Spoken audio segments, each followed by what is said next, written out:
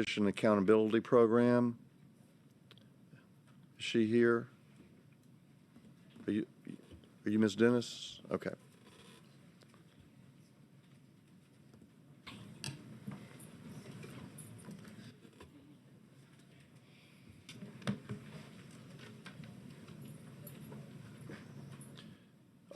Ms. Dennis, you have the mic. You can testify. Thank you. Again, my name is Jill Dennis with the Assured Supervision Accountability Program. We run the largest digital jail in Southeast Louisiana with over 300 people in our program as adults and even more in juveniles.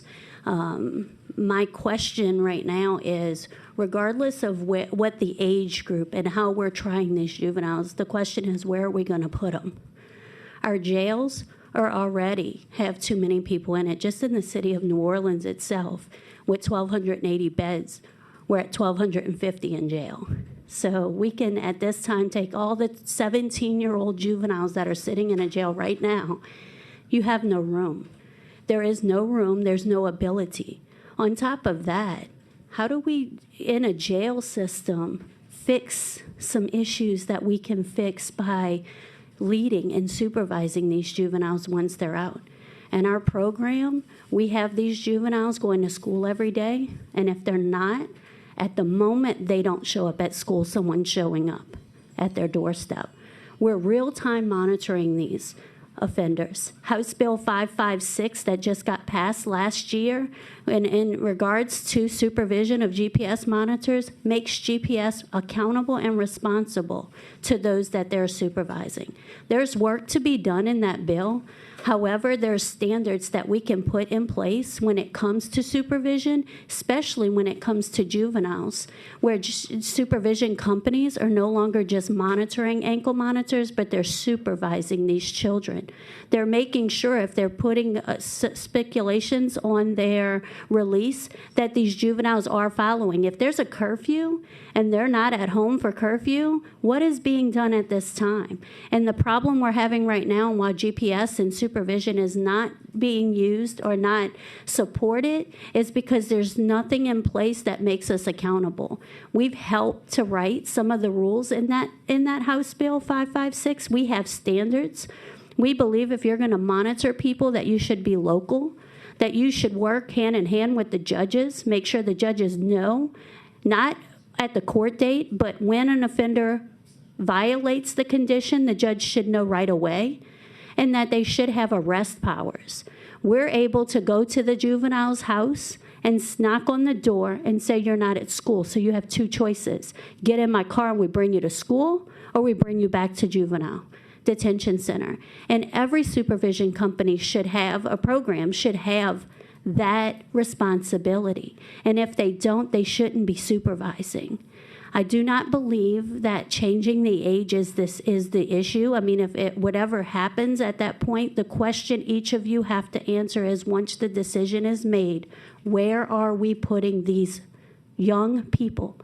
Are we working to make it better for them? Are we showing them a different way? Or are we just putting them in another overcrowded place where an overcrowded facility where they're just going to learn how to be better criminals?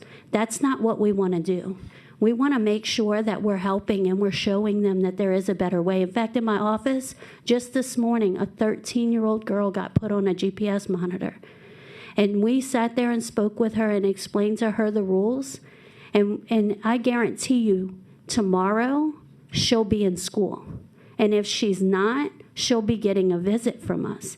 It won't be like yesterday's GPS program or companies where they simply put GPS monitors on people and let everybody else figure out the rest.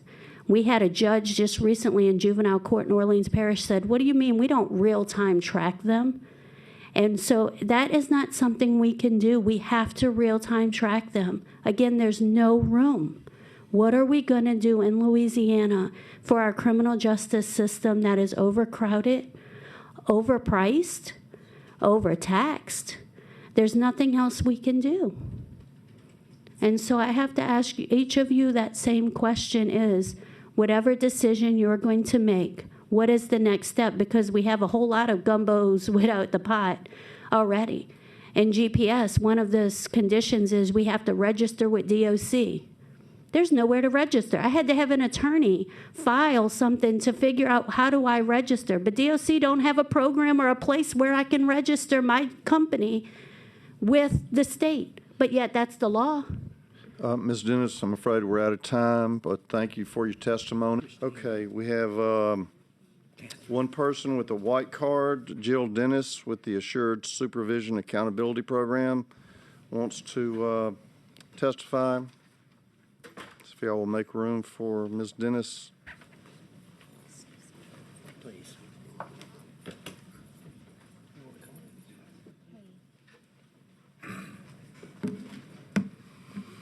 Hi, again, Jill Dennis with the Shared Supervision Accountability Program. Again, we run the biggest digital jail in Southeast Louisiana, and we do monitor alcohol-related offenses. Interlock is a good idea. However, interlock doesn't stop them from driving the girlfriend's car or a second vehicle.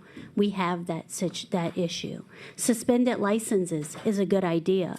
However, how many people are getting arrested on traffic-related suspended licensing these days? They get a ticket, and they get told to go to court.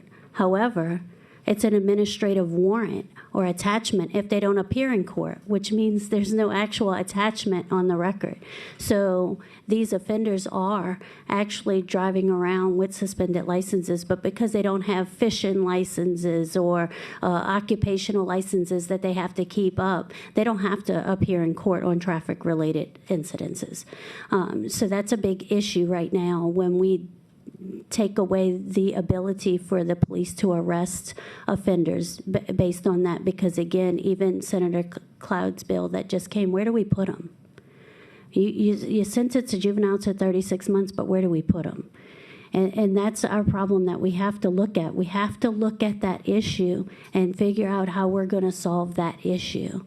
But again, when it comes to DWIs, they're also using devices that only tell us that someone's been drinking alcohol once they get home, not when they're in the middle. We have technology available that allows us to interact with offenders while they're drinking. Real-time facial recognition, voice recognition technology right now that makes people test throughout the day 8 to 10 times a day. So when they're in that bar room or at that party and they're drinking, and one of our offenders, the alert goes off stating we have a failed test, we're able to interact with that offender and say you need to leave that location where you are now. You need to go home. These So are the your company provides this service to, yes or no? Yes, our program does. Our program monitors those. We're able to interact with these offenders that are drinking. And who pays for the service? The offender. The offender pays for it? Yes, And is your company for profit? it is. I see. So you'd rather us put ankle bracelets on them or whatever you do as opposed to this interlock device? I'm going to tell you the going rate of GPS in the state of Louisiana is $10 to $15 a day. For the alcohol program that we run is $5 a day. We're not making $1 million monitoring people. Our whole mission statement is to ensure people are not stuck in jail because they can't afford their bond while still protecting public safety and promoting personal responsibility. That is what we do every single day. Okay. Thank you for your testimony.